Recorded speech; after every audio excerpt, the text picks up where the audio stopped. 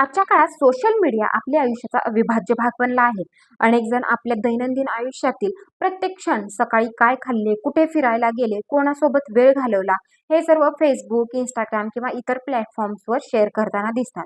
अशा परिस्थितीत आपल्या प्रेमसंबंधाबद्दलही सतत पोस्ट करणे हे अनेकांसाठी सामान्य झाले आहे. पण जर एखादे जोडपे आपल्या नात्याबद्दल फारसे काही सोशल मीडियावर शेअर करत नसेल, तर लगेचच लोक प्रश्न विचारतात, तुमचं सगळं ठीक आहे ना? किंवा तुम्ही फोटो का टाकत नाही? मात्र मानसशास्त्राच्या दृष्टीने पाहिले तर प्रेमसंबंध खाजगी ठेवणे हे नात्यासाठी अत्यंत फायदेशीर ठरू शकते. शांतपणे आणि बाहेरील जगाच्या नजरेपासून दूर फुलणारी नाती अनेकदा अधिक मजबूत आणि दीर्घकाळ टिकणारी असतात. चला तर मग आपल्या नात्यात प्रायव्हसी ठेवण्याचे काही महत्त्वाचे फायदे समजून घेऊया. जेव्हा आपण आपल्या नात्यातील प्रत्येक गोष्ट भांडणापासून ते फिरायला जाण्यापर्यंत सोशल मीडियावर शेअर करतो, तेव्हा नकळत आपण इतरांना आपल्या वैयक्तिक आयुष्यात डोकवण्याची संधी देतो. नातेवाईक, मित्र किंवा ओळखीचे लोक आपापली मते व्यक्त करू लागतात. तो तुझ्यासाठी योग्य नाही किंवा तिने असं वागायला नको होतं. अशा प्रतिक्रिया मनात संभ्रम निर्माण करू शकतात. या उलट जर तुमचे नाते खाजगी असेल, तर तुम्ही दोघे मिळून समस्यांचा सामना करू शकता. बाहेरील दबाव किंवा मतांचा प्रभाव न पडता घेतलेले निर्णय अधिक परिपक्व आणि योग्य ठरतात. सोशल मीडियावर अनेकदा प्रेमाचे प्रदर्शन हे लाईक्स आणि कमेंट मिळवण्यासाठी केलेल्या एका प्रकारच्या शो सारखे वाटते. 2018 मधील एका संशोधनानुसार सोशल मीडियावर सतत जोडीदारासोबतचे फोटो शेअर करणे आणि प्रत्यक्ष नात्यातील समाधान यांचा फारसा संबंध आढळत नाही. म्हणजेच कॅमेऱ्यासमोर हसणारी जोडपी प्रत्यक्षात तितकी सुखी असतीलच असे नाही. जेव्हा नाते खाजगी ठेवले जाते, तेव्हा एकमेकांसोबत घालवलेला वेळ हा केवळ आनंदासाठीच असतो, फोटो काढण्यासाठी नाही. त्यामुळे नात्यातील भावनिक बंध अधिक मजबूत होतो. मराठीत आपण ज्याला नजर लागणे म्हणतो, त्यालाच मानसशास्त्रात सोशल मीडिया इनवी असे म्हणतात.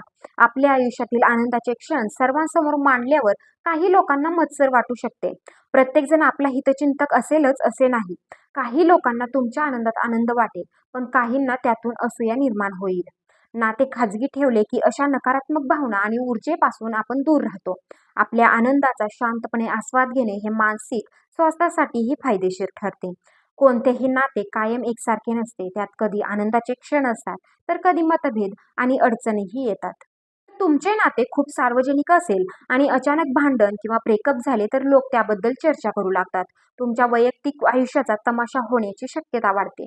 मात्र प्रायव्हसी असल्यावर तुम्हाला एकमेकांशी प्रामाणिकपणे संवाद साधण्याची एक सुरक्षित जागा मिळते. लोकांच्या मतांचा गोंधळाशिवाय तुम्ही शांतपणे परिस्थितीचा विचार करू शकता आणि नात्यातील जखमा लवकर भरून येऊ शकतात. आजकाल सोशल मीडियावर कपल गोल नावाखाली नात्यांचे काही अवास्तव निकष निर्माण झाले आहेत. महागडे गिफ्ट्स, सतत सरप्राइजेस किंवा भव्य सेलिब्रेशन यामुळे अनेकदा जोडप्यांवर अनावश्यक दबाव निर्माण होतो.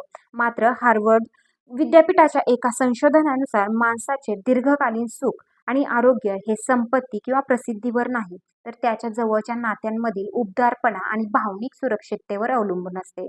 नाते खाजगी असल्यास हा दिखाव्याचा दबाव कमी होतो आणि नात्यातील खरी भावना टिकून राहते. थोडक्यात काय, तर प्रेम संबंध खाजगी ठेवणे म्हणजे आपल्या जोडीदाराला लपवणे नाही.